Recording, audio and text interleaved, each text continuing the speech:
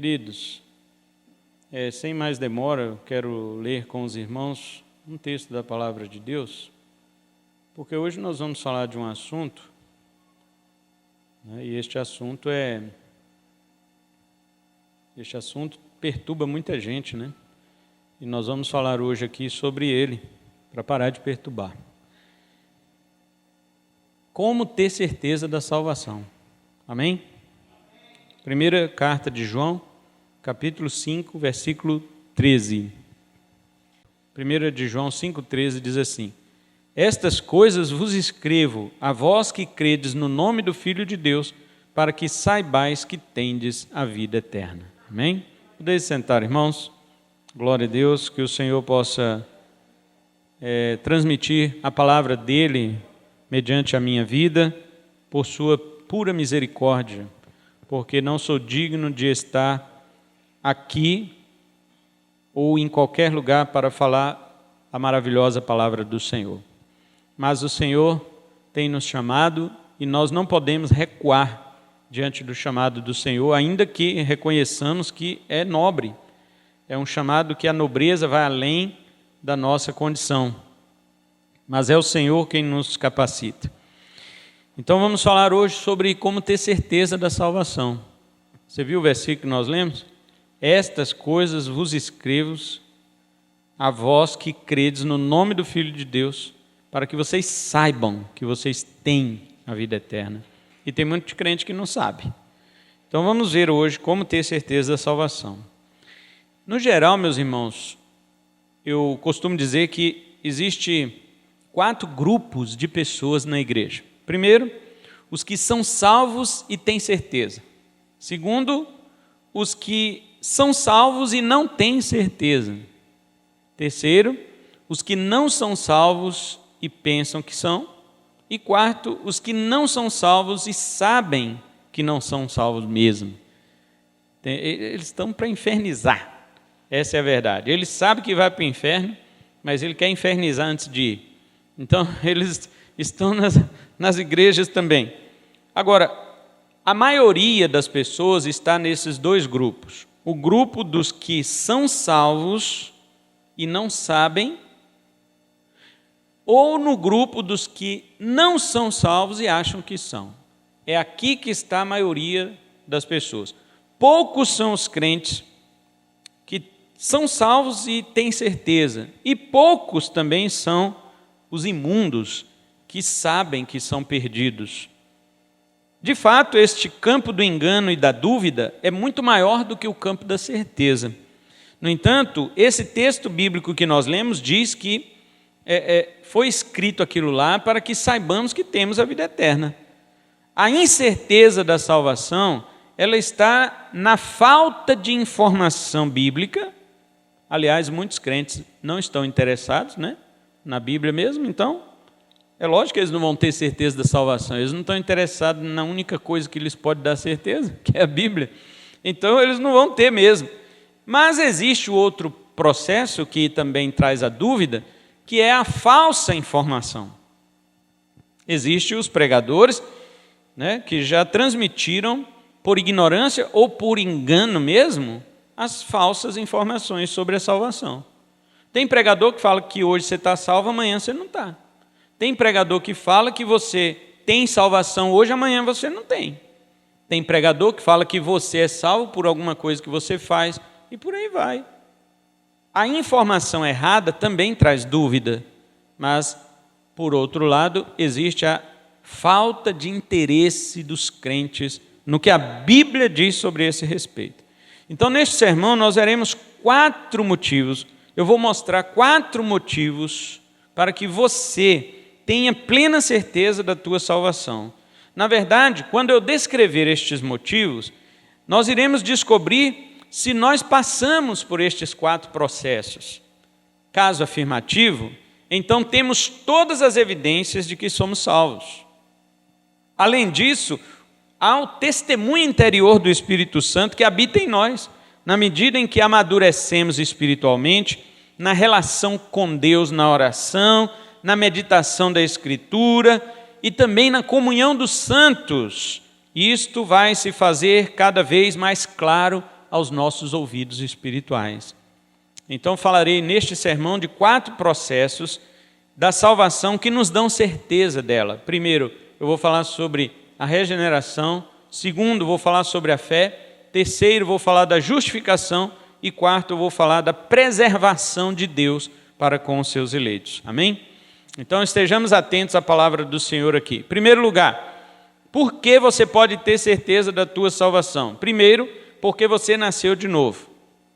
Esta é a primeira doutrina que te dá certeza da salvação, a doutrina da regeneração. O novo nascimento, queridos, ele é fundamental para a entrada no reino de Deus.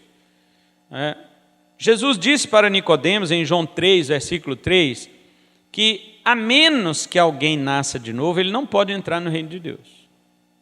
Então, é necessário você nascer de novo, é necessário eu nascer de novo. Cada ser humano nasce uma vez fisicamente, mas se ele não nascer segunda vez, que é espiritualmente, porque Jesus falou no versículo 5, da água e do Espírito, então ele não pode entrar no reino de Deus.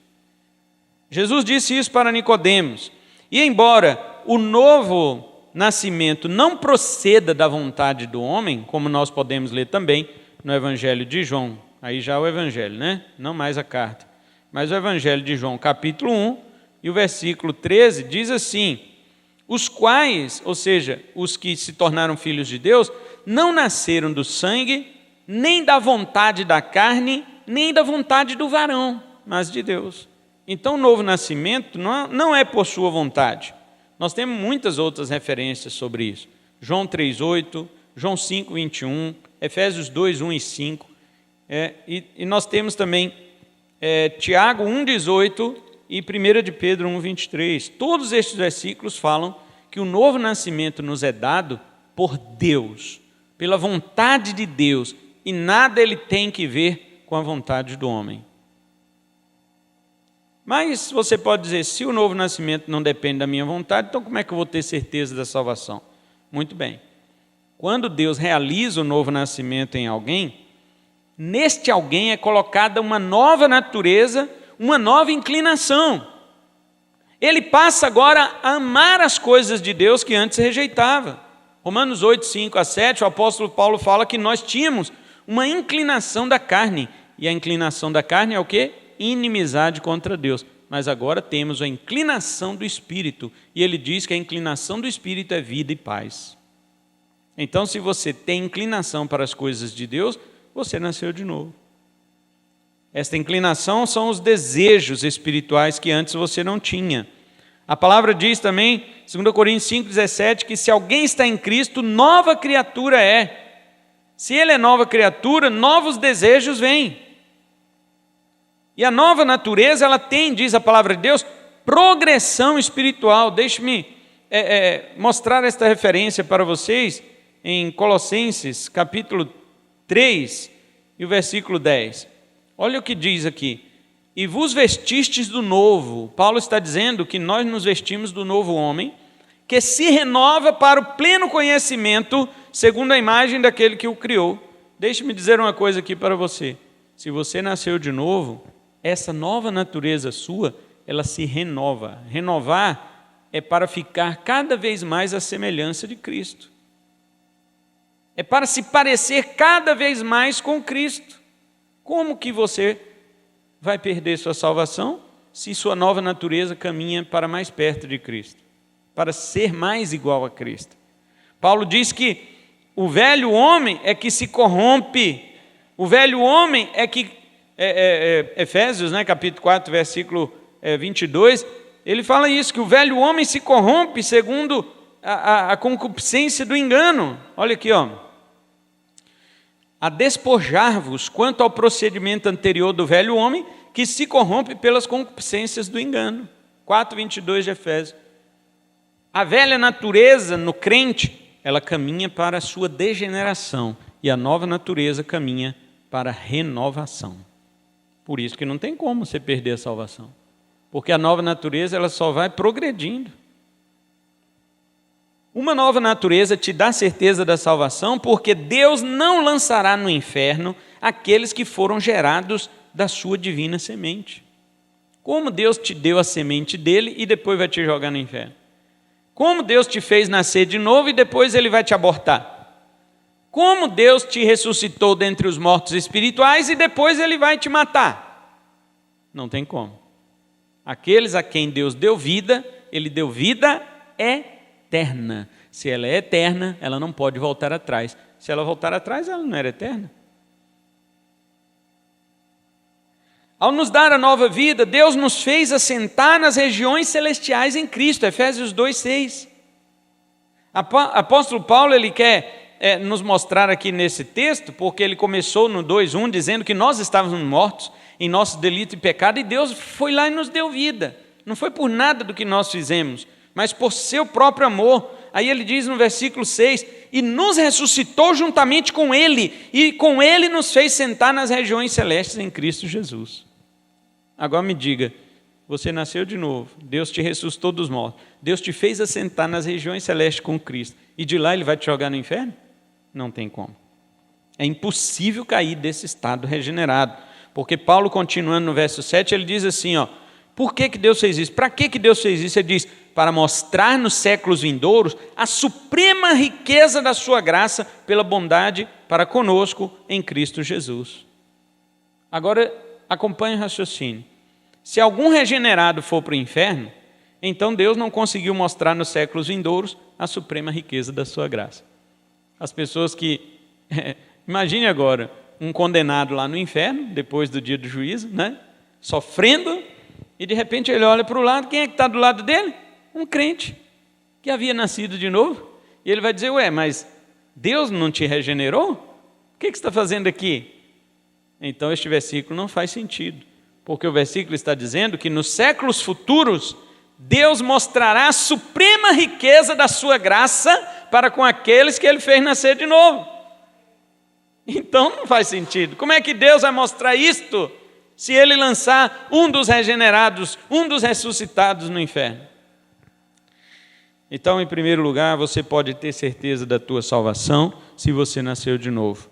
Pois alguém que nasceu de novo recebeu a natureza divina, a qual o impulsiona para amar as coisas espirituais. Segunda razão por que você pode ter certeza da salvação, porque você creu em Cristo. Já falamos sobre nascer de novo, que é a regeneração. Agora vamos falar sobre a fé. Segundo motivo por que você pode ter certeza que você é salvo, porque você creu em Cristo.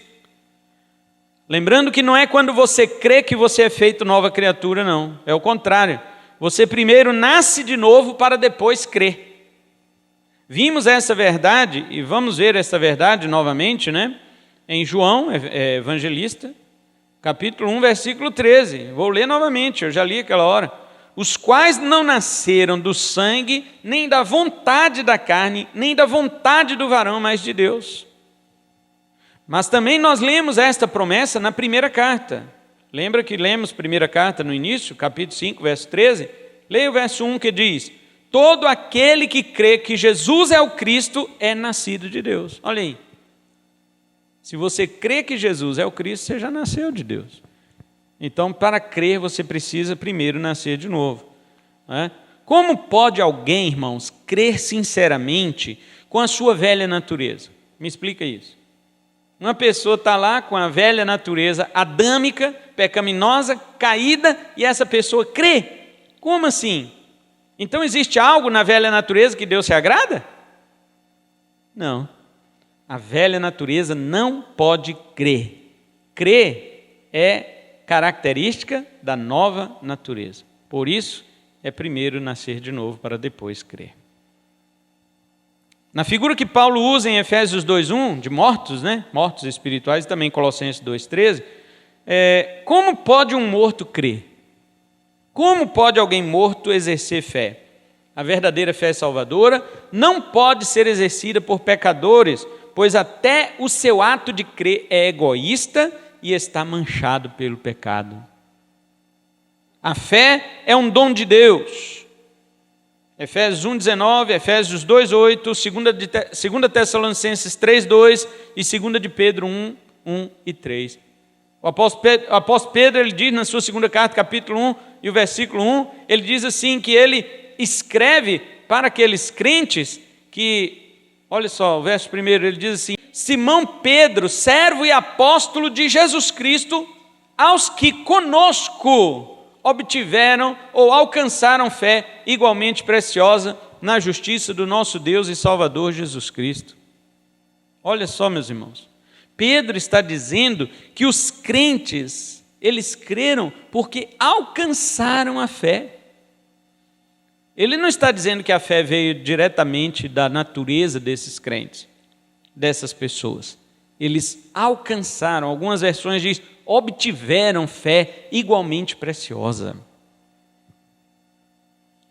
Agora olha o verso 3. Visto como o seu divino poder nos tem dado tudo o que diz respeito à vida e piedade, está vendo? Foi o divino poder que nos deu. Foi o poder de Deus que deu a nós a condição de crer. Se Deus não exercesse esse poder, conforme Paulo diz em Efésios 1,19, nós jamais poderíamos crer. Veja a figura que Jesus usa em João 4,14 para a mulher samaritana. Em João 4,14, Jesus diz para ela que aquele que beber desta água natural tornará a ter sede, mas aquele que beber da água que eu lhe der nunca mais terá sede, porque esta água fará nele uma fonte que salta para a vida eterna. Olha que legal, vamos interpretar isto? Ele está dizendo que a água que Jesus der para esta pessoa é a sua palavra, e a fonte que salta para a vida eterna é a nova natureza. Está vendo que a nova natureza ela vem pela palavra e não pela fé? A fé é o resultado de ter nascido de novo e não a sua causa. Agora, uma vez que você creu em Cristo, meu amado, vários versículos do Novo Testamento mostram que você já tem a vida eterna. Eu vou citar muitos aqui, todos não tem como, é impossível, mas eu vou citar o que está escrito apenas em um, o mais conhecido da Bíblia. João 3,16 diz: porque Deus amou o mundo de tal maneira que deu o seu Filho unigênito, para que todo que nele crê não pereça, mas tenha a vida eterna. Está vendo? Todo que nele crê tem a vida eterna.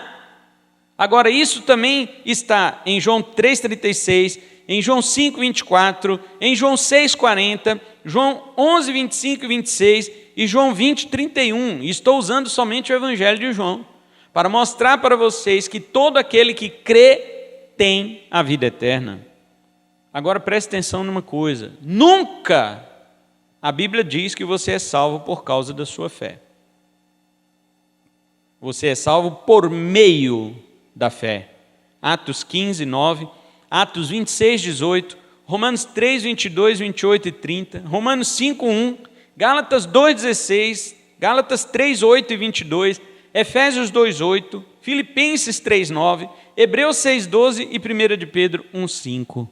Tudo isso mostra que você não é salvo por causa da fé, mas por meio da fé. Sua fé, portanto, é o meio pelo qual sua nova natureza é recebida pela graça e pela vontade de Deus, mediante a pregação do Evangelho. Toma posse da promessa da vida eterna, confiando única e exclusivamente em Cristo e sua obra, e jamais em qualquer coisa que você tenha feito ou pense que seja boa diante de Deus, como disse Paulo a Tito, capítulo 3, versículo 5. Não por obras que tenhamos feito, mas segundo a sua rica misericórdia. Então você crê porque Deus te deu uma nova natureza para isso. Então você pode ter certeza de sua salvação por meio da fé, visto que a fé anula qualquer mérito que você possa dizer que tenha. A fé é a confiança em outro. Você não confia em si mesmo. Jeremias 17:5 diz: maldito o homem que confia no homem. Se você confiar em si mesmo para a sua salvação, você é maldito, diz a palavra de Deus. Mas no versículo 7, Jeremias diz: bendito o varão que confia no Senhor e cuja esperança é o Senhor. Isso é fé, confiar. Fé não é crer, não é acreditar. Fé é confiar. Confiar quer dizer, é você chegar a Ele de mãos vazias, sem recurso, porque você sabe que Cristo, somente Ele é o homem perfeito, que agradou a Deus com a sua vida e com a sua morte. Então vai se cumprir em você a primeira bem-aventurança que Jesus falou em Mateus 5,3. Ele diz: bem-aventurados os pobres de espírito, os humildes de espírito, porque deles é o reino dos céus. Por que pobre de espírito? Porque uma pessoa pobre, ela não tem que se apegar. Pobre de espírito, ele sabe que espiritualmente ele está falido diante de Deus. Então ele chega dependendo de Deus. Ele não depende de si. Quem depende de si se acha rico. Acha que tem alguma coisa para oferecer a Deus, mas os pobres de espírito não. Porque os pobres de espírito não se atrevem a apresentar nada a Deus que possa convencê-lo de salvá-los. Ninguém vai se atrever. Isso seria uma afronta. Dizermos para Deus: eu tenho algo que convença o Senhor de me salvar. É uma afronta. Ninguém tem. Por isso que obras não salvam. Porque todas as nossas obras são contaminadas pelo pecado. Ah, mas eu fiz uma boa ação. Como é que uma boa ação pode ser contaminada pelo pecado? Por causa da fonte de onde ela saiu. E a fonte é o teu coração. E o teu coração é perverso, diz a Bíblia. Por isso, fé é o meio pelo qual você é salvo e não obras. A fé é o esvaziar-se de tudo que você tentou fazer para agradar a Deus. É se esvaziar e reconhecer que nada daquilo agrada a Deus. Então você só vai confiar em uma pessoa: Jesus. Ele fez tudo o que agradou a Deus. Já vimos agora que você pode ter certeza que é salvo porque você nasceu de novo e porque você creu. Em terceiro lugar, porque você foi justificado. A fé, e somente ela, justifica o ímpio diante de Deus. Vamos ver o que Jesus disse em Lucas 18 e o versículo 14. Jesus estava contando uma parábola ali sobre duas pessoas que oravam. Um fariseu e o outro publicano. Os irmãos já conhecem essa parábola, né? O fariseu orava diante de Deus dizendo o seguinte: ó Deus, graças te dou porque não sou como os demais homens. Ê, santão, hein? Né? Eu não sou roubador, não sou injusto, nem adúltero, e nem sou como este publicano. Eu jejuo 2 vezes na semana, dou o dízimo de tudo quanto ganho. Primeiro, ele disse para Deus o que ele não era, né? Eu não sou aquilo que o Senhor proíbe. E depois, ele disse para Deus o que ele era. Eu sou aquilo que o Senhor ordena. Mas o publicano, diz a Bíblia, que estava em pé e de longe não ousava levantar os seus olhos aos céus, mas batia no peito dizendo: ó Deus, sê propício a mim, o pecador. Eu só conheço uma versão bíblica que colocou o pecador, colocou um artigo masculino singular definido, que é a versão revisada, Kleber. Só a sua, Lucas 18:13. Ele diz: ó Deus, sê propício a mim, o pecador. E no grego tem esse artigo. Nas demais Bíblias está assim: sê propício a mim, pecador. Mas nessa está o pecador. Porque aquele homem se considerava o principal dos pecadores. E sabe o que significa a palavra ser propício? Significa: Deus, eu não tenho nada para te oferecer para que o Senhor me receba, mas se o Senhor tiver alguma coisa que possa me receber, é isto. No original grego está: ó Deus, arranja uma oferta para mim, o pecador, porque eu não tenho. Ele olhou para o fariseu e disse: esse homem tem muita coisa para te apresentar, Deus, eu não tenho nada. Olha o que Jesus fala sobre isto, verso 14: digo-vos que este desceu justificado para a sua casa e não aquele. Viu? Quem é justificado? É o que confia em suas próprias obras? Não. Justificado é aquele que chega de mãos vazias diante de Deus e ele depende de uma oferta que Deus dá e não da que ele vai dar. E a oferta que Deus deu foi do seu Filho Jesus Cristo. Aleluia.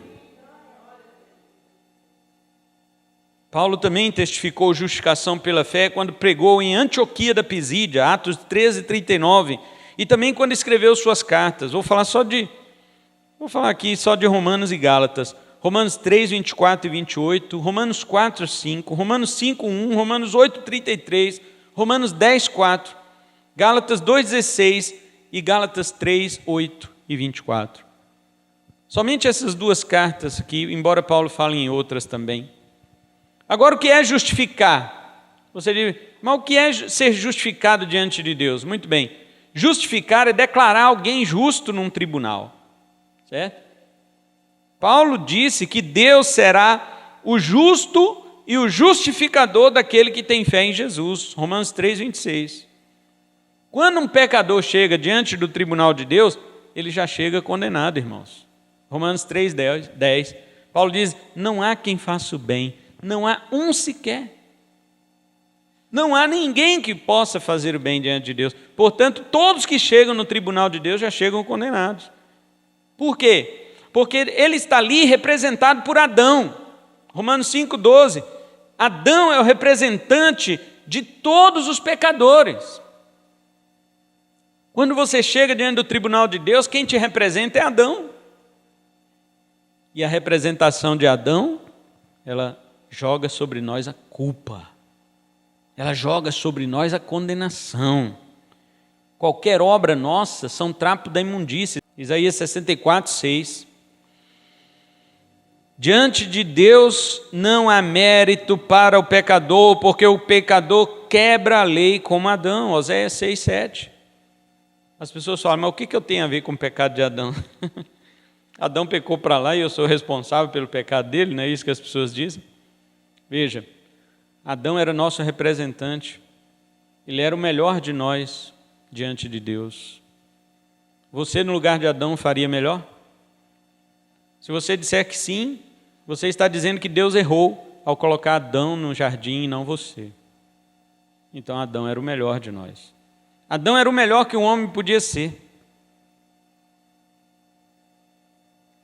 Então, quando Adão pecou, nós pecamos. Ninguém faria diferente, é isso. E outra coisa, Adão, só por um pecado, ele responsabilizou a humanidade inteira. Mas quantos pecados nós já cometemos? A semelhança de Adão. Quantos? Então não adianta a gente querer nos inocentar e culpar Adão. Não adianta. Oséias disse isso para o povo de Israel, capítulo 6, verso 7. Ele fala assim, vocês se procederam aleivosamente contra mim, e como Adão transgrediram o mandamento. Como Adão, todos são como Adão diante de Deus. Agora, quando você crê em Cristo, então Adão deixa de ser o seu representante e Cristo passa a representar você. 1 Coríntios 15, 48, Paulo fala isso. Primeiro o natural, depois o espiritual. É necessário que todos sejamos representados pelo natural, que é Adão, mas depois seremos representados pelo espiritual, que é Cristo. Uma vez que Cristo nunca pecou, então aquele que nele crê também é declarado justo diante de Deus. Romanos 4, 5 e 5, 19. Lembra que eu falei assim que as pessoas perguntam, o que eu tenho a ver com o pecado de Adão para ele ser meu representante? Agora eu faço outra pergunta. E o que você tem a ver com a justiça de Cristo para que ele te faça justo? Você cometeu alguma justiça diante de Deus? Você fez algo justo que Deus pudesse se admirar de você? Não. Da mesma forma que você não pecou, Adão pecou por você, você também não cometeu nenhum ato de justiça. Jesus fez atos de justiça por você. Por isso é que Paulo diz que não há condenação para quem está em Cristo Jesus, Romanos 8:1. Ele creu em Cristo, Deus o declarou justo e agora toda condenação foi tirada desse pecador que creu e foi transferida para Cristo na cruz, Colossenses 2,14. A palavra de Deus diz que ele pegou a dívida que era contra nós em todas as suas ordenanças, levou para a cruz e cravou na cruz. Você não tem mais dívida com Deus. Justificado é isso. Justificado é você passar pelo tribunal de Deus. Você chega lá como um pecador, mas você confessa que crê em Jesus e você sai de lá como justo. Você não sai mais de lá como pecador do jeito que você entrou, não. Mas se você insistir nas suas obras, se você insistir no seu mérito, você sai de lá não só pecador, mas condenado. Então Cristo, que é justo, morreu no lugar dos injustos, 1 de Pedro 2, 24 e 3, 18.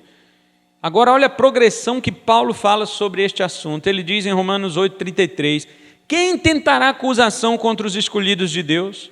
É Deus quem os justifica. Quem os condenará? Cristo Jesus é quem morreu. Não foi você que morreu pelos seus pecados, foi Cristo. Ou antes, quem ressurgiu dentre os mortos, o qual está à direita de Deus e também intercede por nós. Portanto, justificado do seu pecado, por meio da fé em Cristo, não resta mais nenhuma acusação contra você. Pode ter certeza da sua salvação. Quarto e último lugar. Por que você pode ter certeza da sua salvação? Primeiro, porque você nasceu de novo. Segundo, porque você creu em Cristo. Terceiro, porque você foi justificado. E quarto, agora, porque o Senhor te sustenta. Alguém poderia tentar te desanimar perguntando assim, mas e se você desviar? Tá certo que, vamos lá, você acha que nasceu de novo, você diz que creu em Jesus, né? Fala que Deus te justificou, mas e se você desviar? Não é esta a pergunta que muitos fazem para te deixar com a pulga atrás da orelha? Porém, até para isso, Deus nos dá a resposta em sua poderosa palavra, amém? Deus nos dá a resposta. Certamente a Bíblia alerta de fato para as pessoas acerca da desistência, sobre o perigo da apostasia. Hebreus 10, 38 fala o seguinte, o justo viverá pela fé, mas se ele recuar, minha alma não tem prazer nele. O 38 fala isso. Se você recuar, a alma de Deus não tem prazer em você. Mas a Bíblia garante que nós não somos dos que recuam. No próprio verso 39, o escritor aos Hebreus ele diz assim, nós, porém, não somos dos que retrocedem. Somos, entretanto, da fé para a conservação da alma. Então, aí está a garantia que nós temos da nossa segurança de salvação, é porque ela veio de Deus. O apóstolo Paulo ele nos diz que Deus não começa uma obra para deixá-la no meio do caminho. Filipenses 1,6. Estou bem convencido, diz Paulo, de que aquele que começou boa obra em vós, ele aperfeiçoará até a vinda do nosso Senhor Jesus Cristo. Você crê que Deus começou uma obra de salvação em você? Então Ele vai concluir. Deus ele não pega uma obra e larga na metade. Jesus condenou isso. Como que Ele ia fazer isso? Jesus condenou aquele homem que começou a construir uma torre e não tinha condição de terminar. Você acha que Jesus ia fazer isso? Se Ele começou a salvação em você, Ele vai concluir. Isso dava tanta certeza ao apóstolo Paulo, que lá em Filipenses mesmo, ele chegou a dizer que quando ele partisse desta vida, ele estaria com Cristo. Versículo 23, 1:23 de Filipenses. Na verdade, irmãos, o próprio Senhor Jesus fez promessas convictas para os seus discípulos fiéis, de que a sua salvação era assegurada, garantida por Ele. Veja o que disse o nosso Salvador em Mateus 25, 34, ele conta ali a parábola, né? Do juízo final, que ele vai separar as ovelhas dos bodes. Os irmãos lembram desta parábola, e ele diz assim que o rei dirá aos que estiverem à sua direita, ou seja, para as suas ovelhas, ele dirá, vinde benditos do meu Pai, possuí por herança o reino que vos está preparado desde a fundação do mundo. Você acha que Deus ia preparar um reino desde a fundação do mundo para você e não ia te dar? Ele disse que não precisamos ter medo, porque ao Pai agradou nos dar o reino. Lucas capítulo 12, verso 32. E ele diz, sabe que palavra? Olha como Jesus chama você. Não temais, ó pequenino rebanho. Ele diz, não tenham medo, minhas pequenas ovelhas. Agradou ao meu Pai dar o reino dele para vocês. Não foi você que convenceu Deus de dar o reino dele para você. Agradou a Ele. Deus, do seu próprio agrado, fez isto. Olha o que Jesus diz, João 6,37. Ele diz, todo que o Pai me dá, esse virá a mim. E o que vem a mim, de maneira nenhuma o lançarei fora. Você acha que você pode perder sua salvação se Jesus disse que Ele não vai te lançar fora? E Ele ainda disse, a vontade do Pai é que eu não perca nenhum de todos que me foi dado. Versículo 39, João 6,39. Não pode haver segurança maior do que esta, meus irmãos, porque se o Filho de Deus perdesse um só dos que o Pai lhe deu, Ele seria irresponsável portanto não poderia ser o nosso Salvador. Imagina no dia do juízo, o pai, abrindo o livro da vida e olhando lá o nome, fulano de tal, está entrando, todo mundo, e ele diz, Cicrano, aí não entra, Deus vai olhar para Jesus e falar, meu filho, esse aqui eu te dei, por que ele não está entrando? Ah, pai, esse aí eu perdi. Ah, mas peraí, como assim? A minha vontade, João 6,39, era que você não perdesse nenhum dos que eu te dei. Como é que você perdeu esse aqui? Ah, pai, eu até tentei segurar, mas ele não queria. Você acha que vai existir isso, irmão? É impossível. Jesus não pode simplesmente, ele não pode perder nenhum dos que o Pai lhe deu. E ele mesmo disse sobre suas ovelhas, eu lhes dou a vida eterna, jamais perecerão, e ninguém as arrebatará da minha mão. João 10, 28. Agora veja a promessa dele em João 11, 25 e 26, quando ele vai ressuscitar Lázaro. As irmãs de Lázaro falam para Jesus, se o Senhor estivesse aqui, meu irmão não teria morrido. E Jesus diz para elas o quê? Eu sou a ressurreição e a vida. Quem crê em mim, ainda que esteja morto, viverá. E todo aquele que crê em mim, não morrerá eternamente. Que promessa é essa, irmão? Você não vai para o lago de fogo, não. Todo aquele que vive e crê em mim não morrerá eternamente. Jesus extirpou qualquer possibilidade de você ir para o lago de fogo. Agora, na oração sacerdotal, quando Jesus ora pelos seus discípulos, João 17, ele diz palavras eternamente profundas sobre este assunto. Ele diz que o Pai lhe deu, verso 2, ele diz assim, que o Pai lhe deu autoridade sobre toda a carne, para que ele dê a vida eterna a todos quantos o Pai lhe deu. E aí? Jesus recebeu a autoridade do Pai sobre o mundo inteiro, para dar vida eterna para os que foram dados a Ele. E outra, versículo 9, ele diz assim, eu rogo por eles. Olha, irmãos, Jesus ora por você. Eu rogo por eles, não rogo pelo mundo, mas pelos que me deste, porque são teus. Aleluias. Nenhum dos seus pode se perder. Versículo 12, enquanto eu estava com eles, eu os guardava no teu nome que me deste, e os conservei, e nenhum deles se perdeu, senão o filho da perdição, para que se cumprisse a Escritura. Não se pode perder nenhum dos que o Pai deu a ele. E outra, ele nos deu intimidade com Deus, último versículo 26, e eu lhes fiz conhecer o teu nome, e ainda o farei conhecer, para que haja neles aquele amor com que me amaste, e também eu neles esteja. O que isso significa? Jesus Cristo ora por nós para que tenhamos intimidade com Deus, de tal modo que o Pai venha nos amar como ama o próprio Jesus. Eu pergunto, como Deus poderia jogar alguém no inferno que Ele ama tanto quanto Ele ama Jesus? Não tem como. Quando vamos agora para as cartas de Paulo, nós percebemos que ele ensina que o Espírito de Deus está nesse trabalho. Ele testifica com o nosso espírito que somos filhos de Deus, Romanos 8,16. Você sabe como o Espírito de Deus testifica conosco? Quando você lê a palavra. É isso que estamos fazendo hoje, irmãos. Estamos pregando a palavra. Cada versículo mostrado é um testemunho do Espírito Santo para você que você é filho de Deus. Guarde isso em seu coração. E Ele testemunhará dentro de você. Quanto mais intimidade você tiver com o Pai, mais o Espírito Santo vai testificar.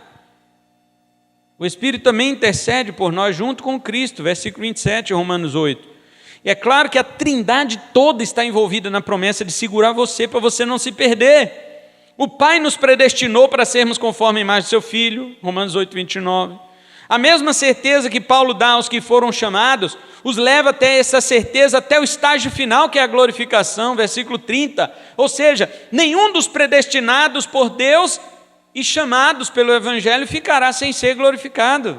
Porque Paulo usa o verbo glorificou no passado, igual ele usa chamou. Os que Deus predestinou, chamou. Os que chamou, justificou. E os que justificou, Ele glorificou, está no passado. Ele não diz glorificará. Você já foi glorificado? Não. Eu já fui glorificado? Não. Mas por que a Bíblia fala isso no verbo passado? Porque para Deus é tão certo que você vai chegar ao céu quanto é certo que você está aqui agora.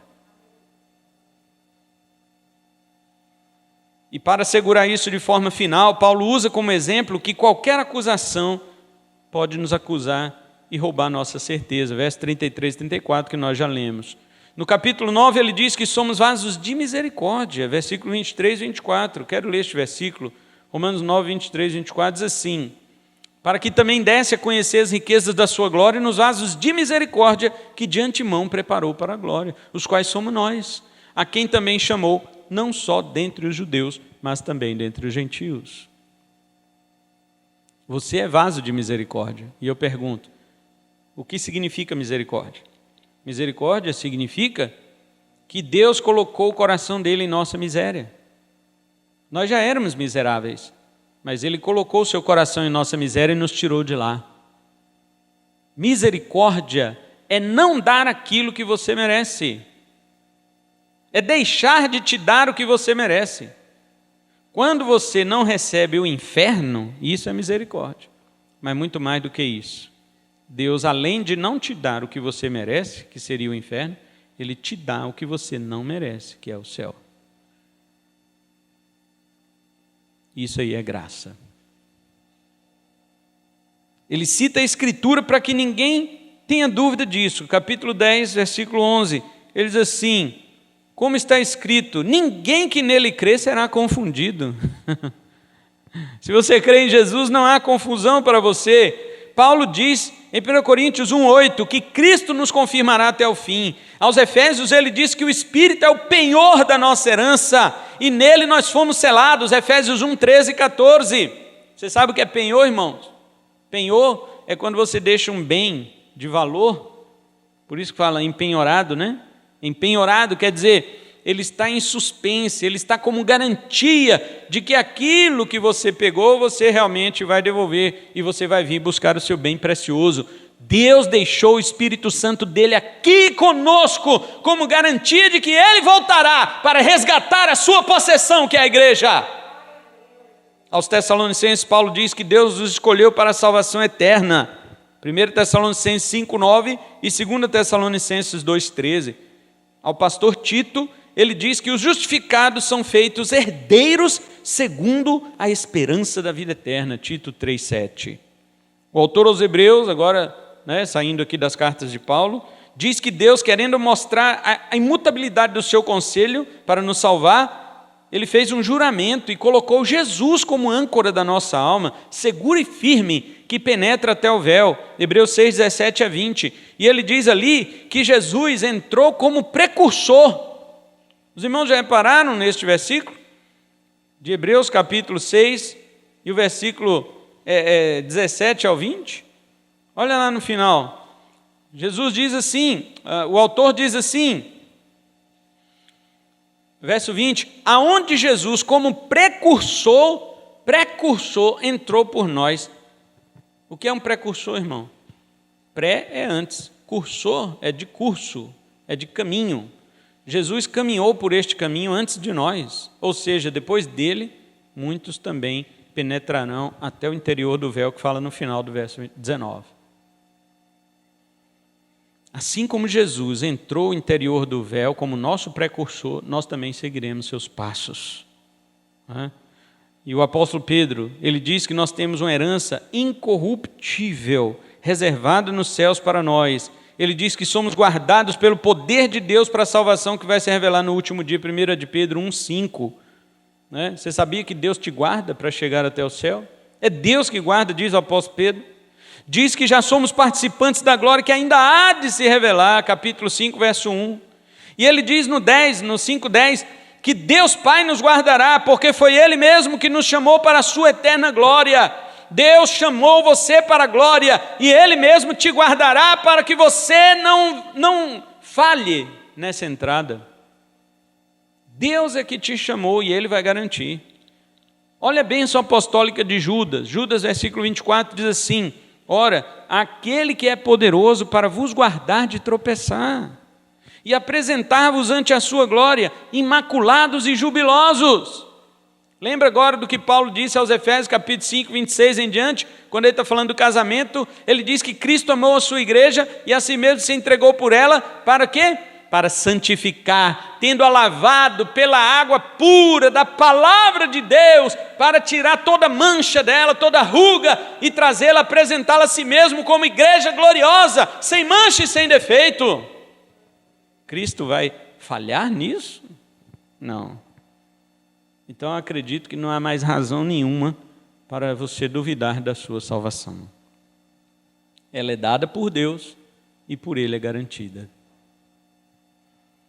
Então os 4 processos salvíficos que nós vimos ficaram bem claros.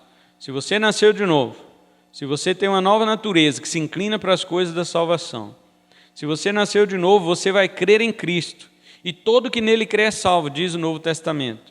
A Bíblia garante justificação ao que crê, ou seja, que os seus pecados não são mais contados no tribunal de Deus. Portanto, não resta mais acusação sobre aquele que crê. Então vimos que Deus é quem nos preserva para no fim sermos salvos. Afinal, foi Ele quem nos salvou e Ele mesmo vai fazer tudo o que for necessário para nos manter salvos. Talvez o ouvinte atento de hoje esteja se perguntando: ei, pastor, está faltando a santificação, você não falou dela. Falamos da regeneração, da fé, da justificação e da preservação. Onde está a santificação? Eu deixei para agora na aplicação desta mensagem. Por quê? A santificação, ela é o processo da salvação mais visto no Novo Testamento. E eu deixei todo ele de fora durante a pregação, sabe para quê? Para que você saiba que tudo na tua salvação depende de Deus e não de você. Se eu colocasse a santificação lá, talvez você iria pensar: então eu vou colaborar com Deus na minha salvação. Por isso que eu não coloquei. Mas eu vou te falar o que é a santificação para você. A tua santificação te acompanha desde o novo nascimento. Quando Deus te deu uma nova natureza, Ele já te santificou. O que significa a palavra santificar? Separar. Então, quando Deus te deu uma nova natureza, Ele já te separou do mundo. Este é o primeiro aspecto da santificação, separar do mundo. Dali para frente, sua caminhada com Cristo é de crescimento em direção a Deus. Este é o segundo aspecto da santificação. A santificação é uma moeda de 2 lados. A santificação é uma moeda que, de um lado, ela diz: afaste-se do mundo, e do outro ela diz: aproxime-se de Deus. A santificação também é uma moeda de 2 lados, que de um lado ela diz: Deus me santifica. 1 Tessalonicenses 5, 23 diz assim: o mesmo Deus de paz o santifica em tudo. Esse é um lado da moeda. Quando você vira o outro lado da moeda da santificação, você mesmo se santifica. Como disse em 1 de Pedro, capítulo 1, versículo 16: sede santos, porque eu sou santo. Então, a santificação é uma prova para nós observarmos se estamos tendo crescimento de salvo. Às vezes caímos em pecado, mas isso não deve nos conduzir ao desânimo, e sim ao arrependimento, confissão e abandono do pecado. Qual foi o primeiro texto que lemos antes da pregação? 1 de João 5,13. Estas coisas vos escrevo, a vós que credes no nome do Filho de Deus, para que saibais que tendes a vida eterna. João escreveu para que saibamos que temos a vida eterna, mas também ele escreveu para que nós não pequemos. Capítulo 2, verso 1, 1 de João, ele diz assim: olha, filhinhos meus, estas coisas vos escrevo para que não pequeis. Lá no final ele fala: estas coisas vos escrevo para que saibam que têm a vida eterna. E aqui no início ele fala: estas coisas vos escrevo para que não pequeis. Mas se alguém pecar, temos um advogado para com o Pai, Jesus Cristo justo. Amém? Então lembre-se, queridos, Ele é o justo que intercede por nós. Mas para isso é necessário confessar. Capítulo 1, verso 9 da carta, ele diz assim: se confessarmos nossos pecados, Ele é fiel e justo para nos perdoar os pecados e nos purificar de toda injustiça. O salvo às vezes cai na tentação, mas ele não se alegra com isso. Antes, isso lhe causa uma tristeza, segundo Deus, que o leva ao arrependimento. 2 Coríntios 7:10. Deixamos isso aqui para depois, porque eu queria que todos vocês entendessem que os processos são utilizados por Deus. A santificação, apesar dela vir de Deus, ela fala muito do nosso esforço em nos separar do mundo e nos aproximar de Deus. Mas mesmo assim, Deus não nos deixou sozinhos. Ele nos deu o seu Espírito para habitar em nós. E o nome deste Espírito é Espírito Santo. E como Pai perfeito que Ele é, Ele sabe que quando nós caímos, não é porque nós queremos, não é porque nós amamos isto, é porque ainda não sabemos andar. É como uma criancinha, está aprendendo a andar. A criança vai aprendendo a andar, ela tropeça e cai. O pai não briga com ela por causa disso. Ele vai lá, abraça, olha se machucou o joelhinho, levanta a criança e põe a andar de novo. Segura em suas mãos, fica meio de longe, mas está sempre a proteger. Nós que somos maus fazemos isso, imagina Deus.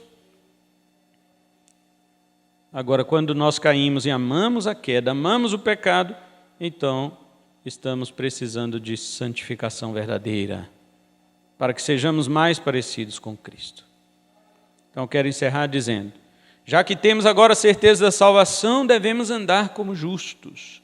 Estes andam santos diante do Senhor, evitando o pecado e obedecendo a Deus. O Senhor nos deu meios de graça, que nos ajudam em nossa santificação. Vou citar aqui os meios de graça para você. Pastor, como eu faço para ser santo? Olha eles aqui, a palavra, a oração, a congregação, a contribuição, os dons espirituais, o testemunho, os sacramentos, que é o batismo e a ceia, a adoração, os louvores, os cânticos, as visitações, os exercícios de mutualidade, eu por você e você por mim. Enfim, tudo isto é sustento para a nossa alma e certamente nos fazem caminhar como Pedro nos ensinou, 2 de Pedro 1:7, 1:5 a 7, quando ele diz assim: por isso mesmo, vós empregando toda diligência, acrescentai à vossa fé a virtude, e à virtude o conhecimento, e ao conhecimento o domínio próprio, e ao domínio próprio a perseverança, e à perseverança a piedade, e à piedade a fraternidade, e à fraternidade o amor. Acrescente uma coisa sobre outra, faça o seu bolo ter vários andares, e no final você põe uma cerejinha nele, que é o amor. É o agape de Deus. Pois quando você faz isso, olha o que Pedro diz no verso 11, para quem faz isso. Porque assim vos será amplamente concedida a entrada no reino eterno do nosso Senhor e Salvador Jesus Cristo. Amém? É desse jeito que você sabe que é salvo. Deus fez tudo por você. Agora ande, viva, fale, pense, haja como Ele declarou naquele tribunal. Ele fez uma declaração, um alvará de justo. Escreveu, fulano de tal é justo, assinado Pai, Deus Pai com o sangue do seu Filho. Pronto, te deu isso, você tem na sua mão. Agora viva como tal. Viva como justo. E é assim que um justo vive, como nós acabamos de pregar nesta noite. Que Deus abençoe as nossas vidas e que tenhamos não só certeza da nossa salvação, mas que venhamos andar como salvos. Amém? Vamos ficar em pé e vamos orar ao Senhor nesta noite.